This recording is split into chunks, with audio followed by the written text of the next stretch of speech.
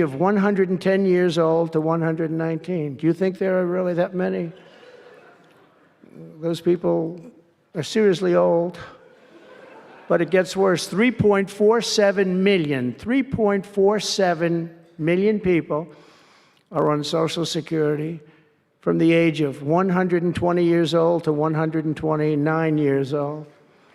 3.9 million people are on the age of Social Security from 130 years old to 139 years old.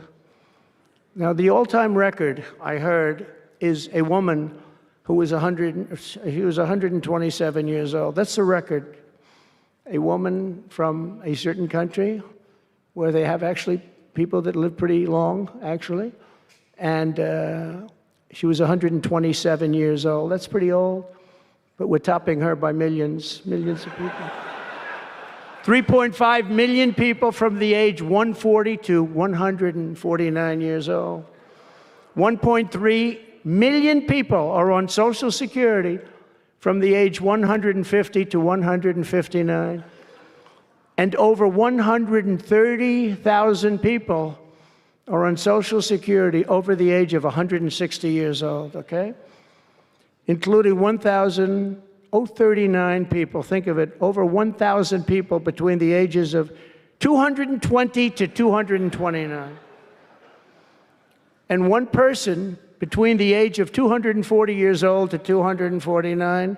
And the record topper, there is one person on Social Security who's 360 years old, which is approximately 110 years older than our country.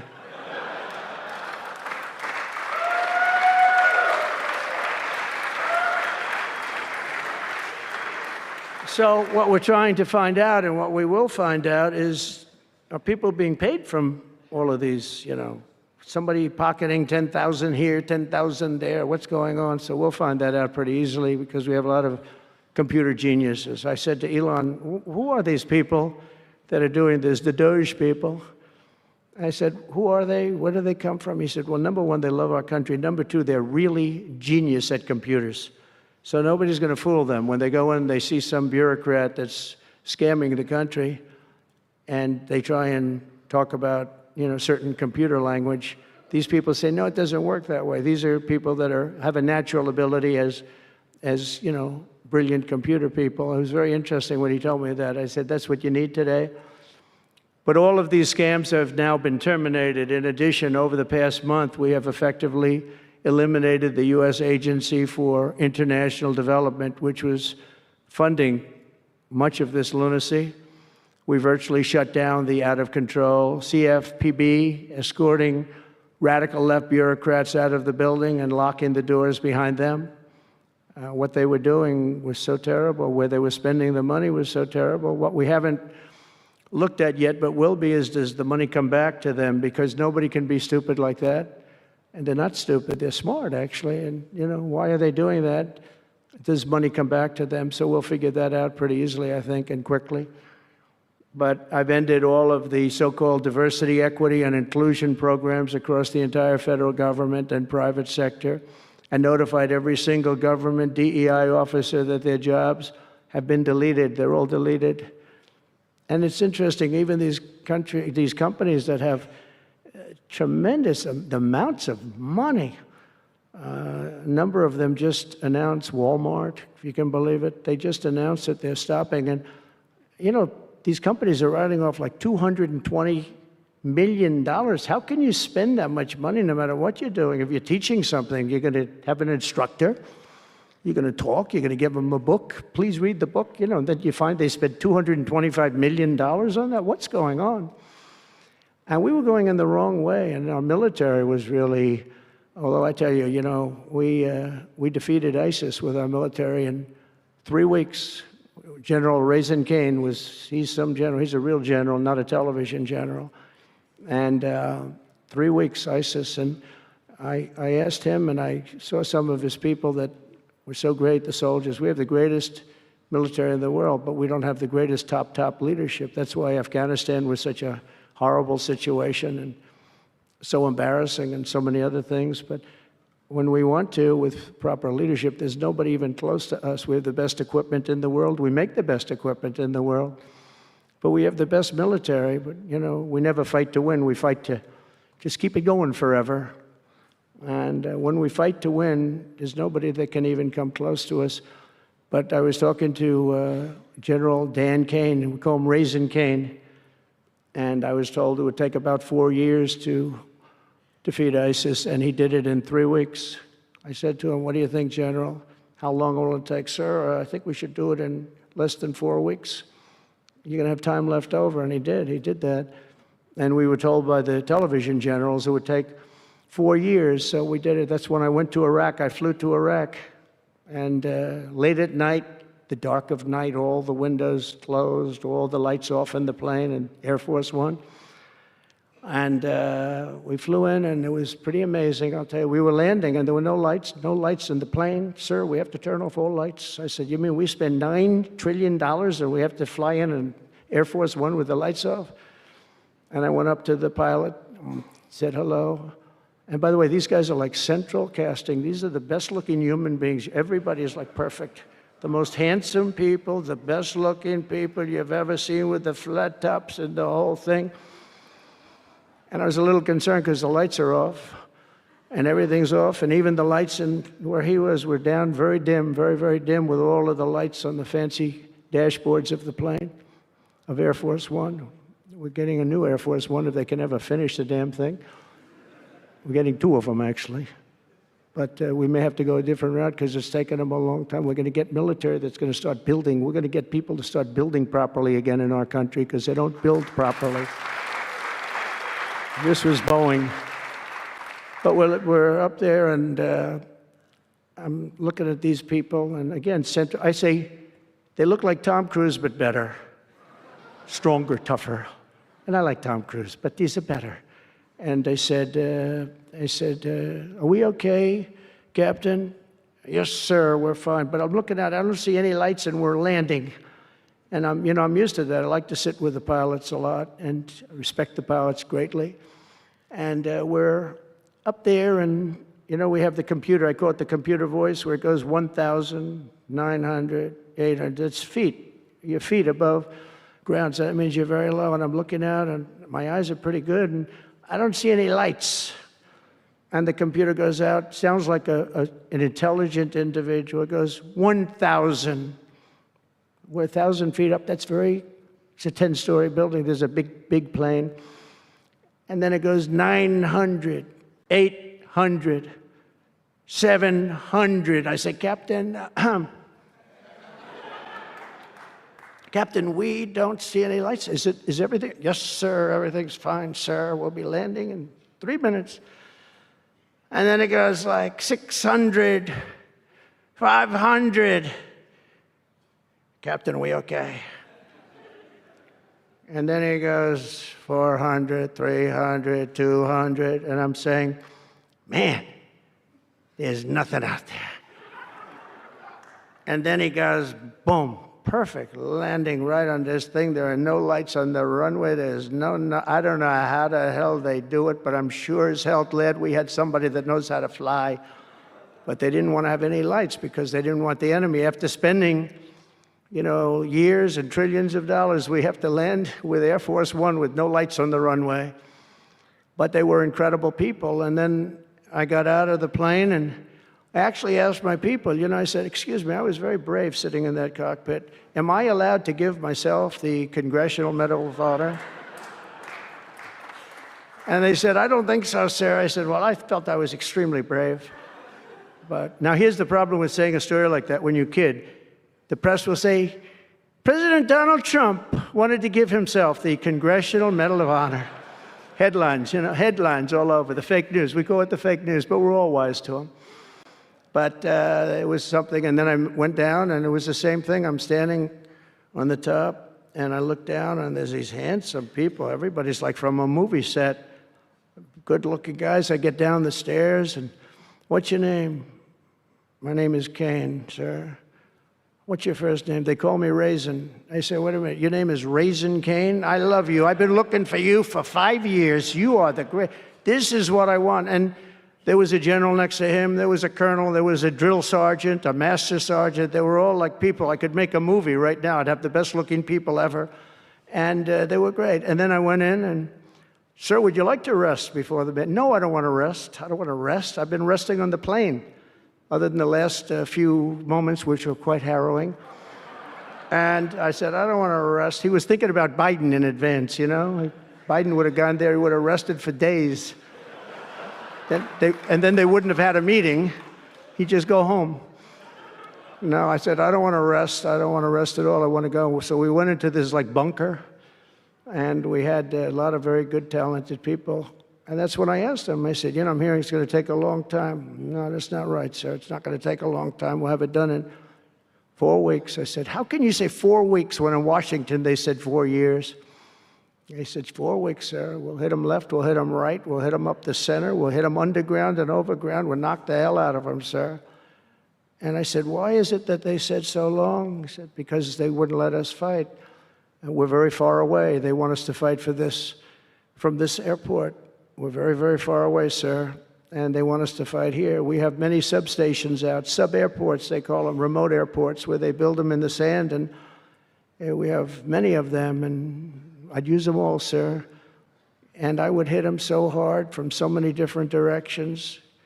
I said, well, what do you think? He said, you just let me know. And I called him back, and I said, go ahead and do it. Are you sure you can do this, General? I said, yes, sir. And he did it actually in 3 weeks. It was over 100% of people that are really hurting the Middle East, hurting the world. And it was done. And we have, I'm telling you, we have the greatest military in the world, but you have to use the right people. But there's nothing like what they were able to do in that case and in other cases, wherever I gave them something, it was done incredibly well and you know many of the instances because it's been well reported. But we've also required, and so we have a country that's a great country. It's a strong country, but it's a country that's just now gaining its respect back to the levels that it should have never lost. We were being laughed at by the entire world, but we're not being laughed at anymore.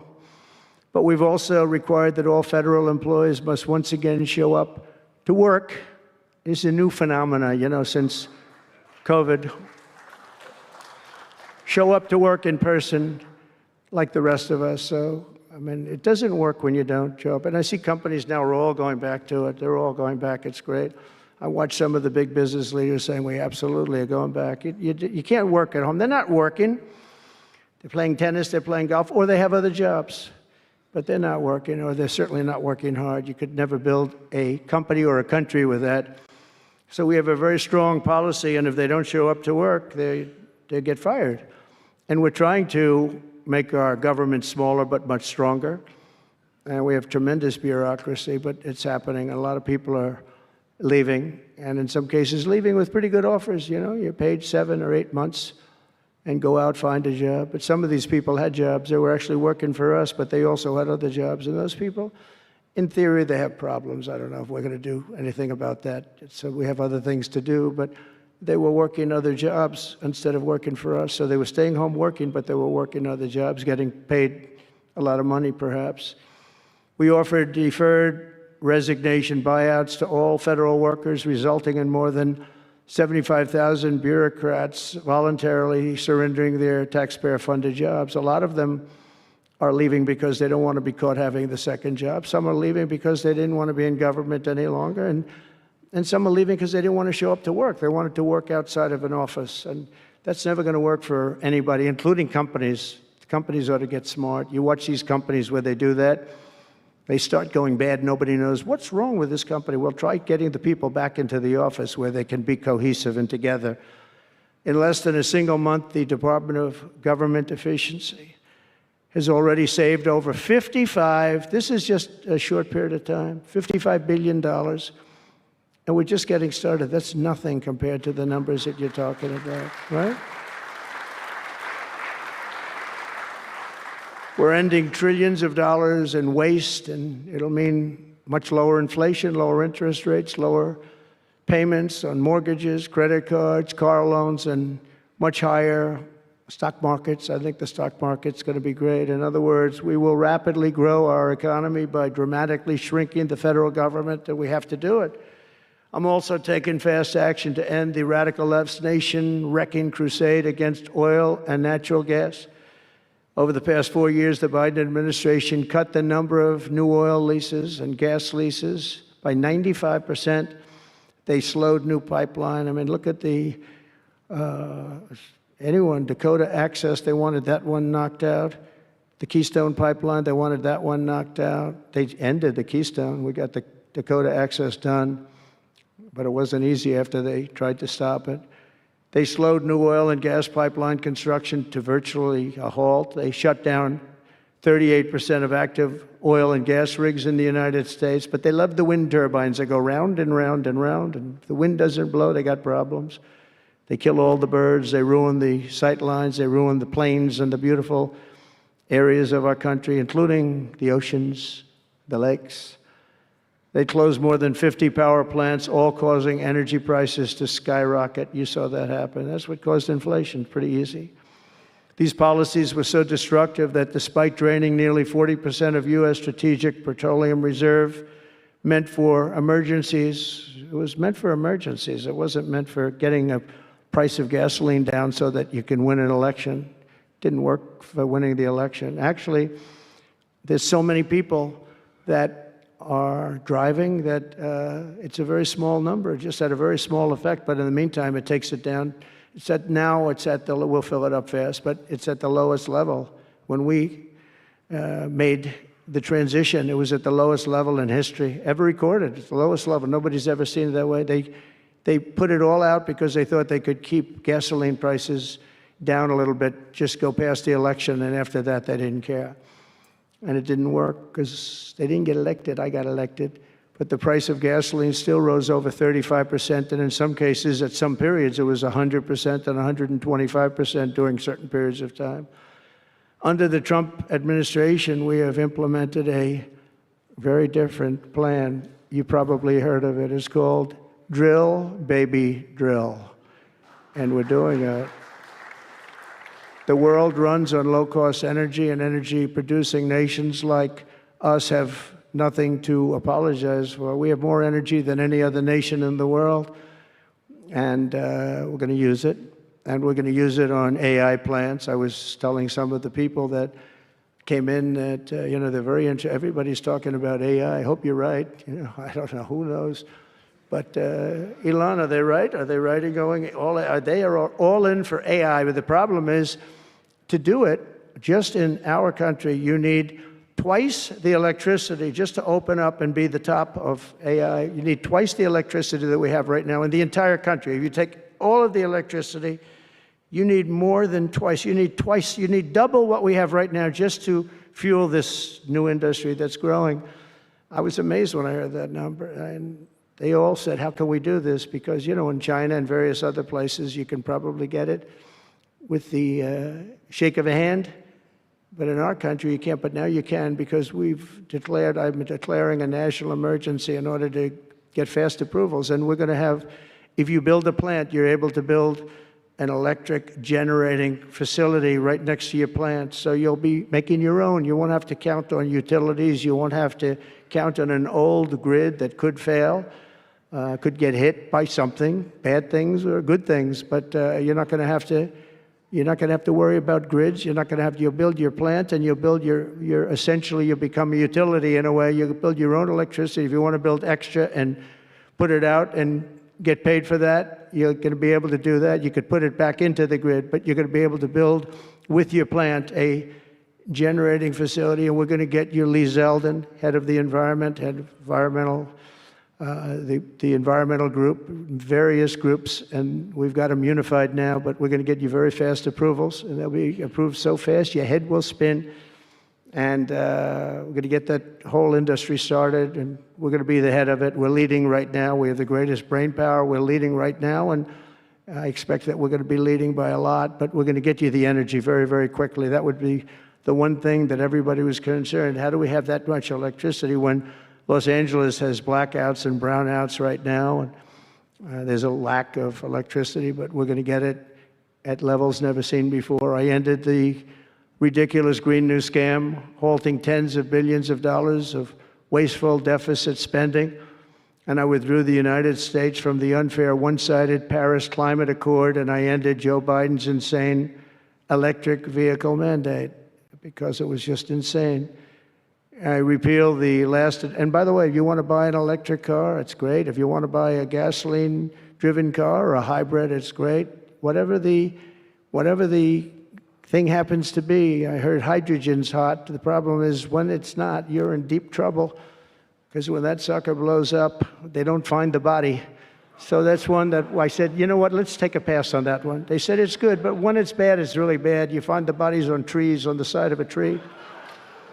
I said, I think we'll pass on that one, right? We're not going to want that one. But you never know. Maybe someday it'll be good, but it doesn't sound like it's off to a good start. I repealed the last administration's very destructive natural gas export ban. And last week, we approved our first new liquefied natural gas export license, and we have literally hundreds of people that want to export. I recently met with the Japanese Prime Minister, Shiba, to discuss large increases in American oil and gas exports. They want it so badly. They said we went to the Biden administration, they wouldn't sell it. They wouldn't sell it. Nobody knows why. Biden didn't know why either. They asked him, I don't know. He wanted, they did, oh, I didn't know that. But we're going to sell it, and the new project in Alaska is going to feed all of Asia. We're going to take care of all of Asia. We have so much oil and gas, like very few people, like very few countries have, like really actually no country has. I also met with Prime Minister Modi of India, who wants to greatly expand India's purchase of American energy, and my administration has also launched the most aggressive deregulation program of any nation in history. Under my executive order, for every one new regulation added, 10 old regulations have to be eliminated. And you know, in our first term, which was actually an incredible success, we had the greatest economy in history until COVID, and even after that, we did great. The stock market was higher. If you think of it, it was higher after the fact.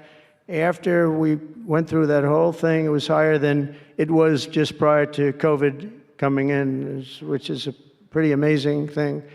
But we did a great job on that, but it was a terrible thing for the world. The whole world suffered. It suffered terribly, including China, including other countries. It was a terrible period of time. But despite that, we did well. But we had the greatest economy in the history of our country. And I think this time we're going to do even better. We were artificially hurt by COVID. We had to focus on that instead of focusing on, but just prior to COVID coming in, there's never been anything like what we did, what we achieved. And even after, we did very well, and especially considering what all of us had to do with COVID. Some nations were hit so badly, it's just unbelievable what happened to them. As part of our effort, I've signed executive orders to keep the United States at the forefront of artificial intelligence and to end Joe Biden's war on Bitcoin and crypto. We ended that war totally. That war is over. They were very hostile toward them until the very end, just because there's so many people on Bitcoin and crypto that just before the end, the SEC came out and they were being very nice. I was so nice to people because so many people were being indicted for no reason whatsoever. Very political group of people. That's all they did was they liked indicting people, but they were being indicted, and many of those indictments were dropped just before the election because they said, wait a minute, there's 100 million, 125 million people using this, and they didn't want to have, you know, all these people being voted against. But by the time they did that, it was too late. We had that vote entirely, I think. I think anybody smart that believed in that, and there are a lot of people believing it, anybody that was smart voted for Trump. And they pulled the indictments, and I see people that were indicted. I said, I saved your life. I saved your life.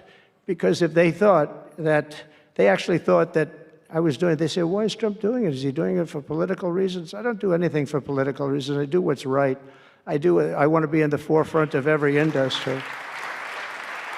So I'll be working with the Republican Congress to pass the largest tax cuts in American history. And that includes, obviously, we have to extend the Trump tax cuts, which were, until now, the largest. We're going to dramatically cut taxes for families and for workers and for companies, including no tax on tips and hopefully no tax on Social Security and no tax on overtime. And that overtime one is a sleeper because I think a lot of people are going to be spurred on to do a lot of extra work.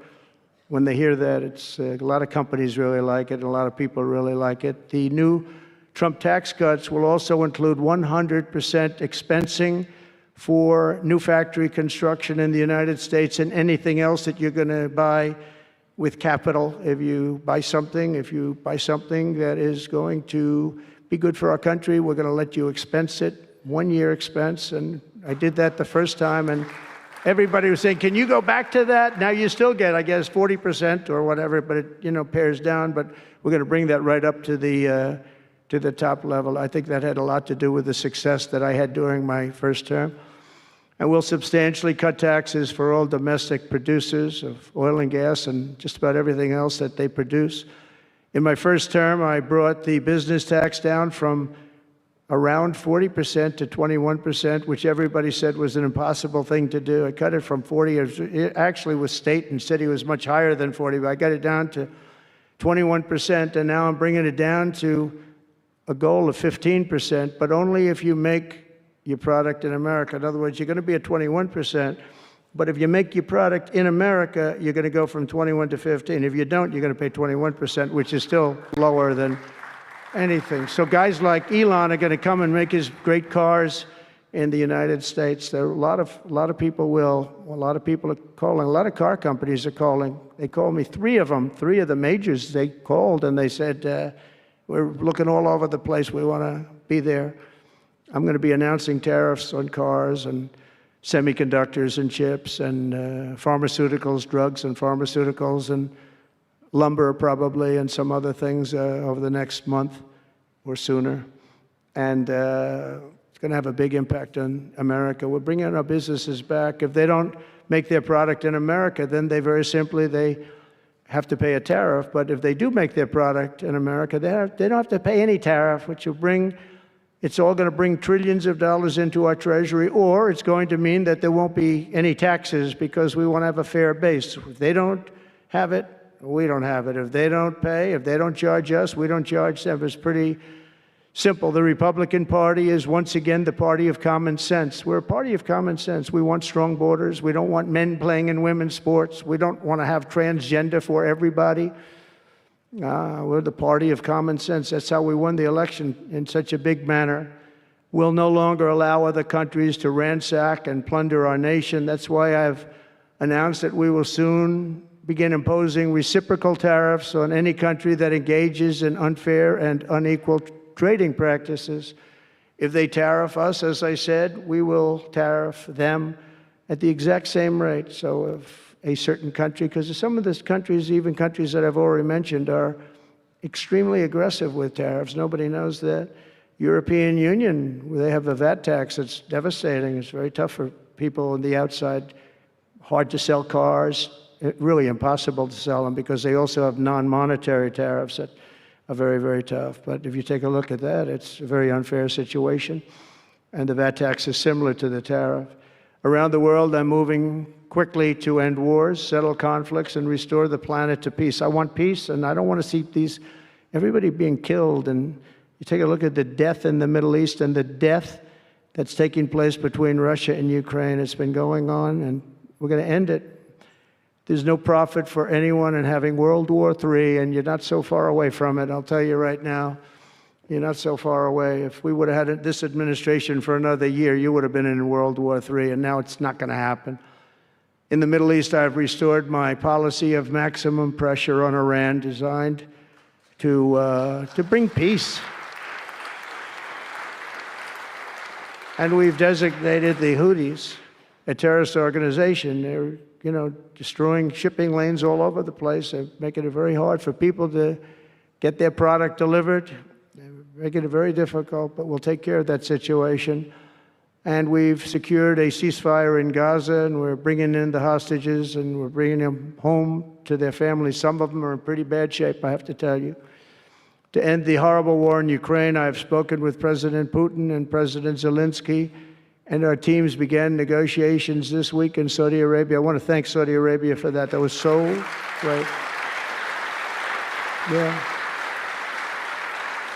And I want to thank, in particular, I mean, we have so many of the people, Yasser, Mohammed, all of the people, but in particular, we have to thank Crown Prince Mohammed bin Salman for hosting these historic talks.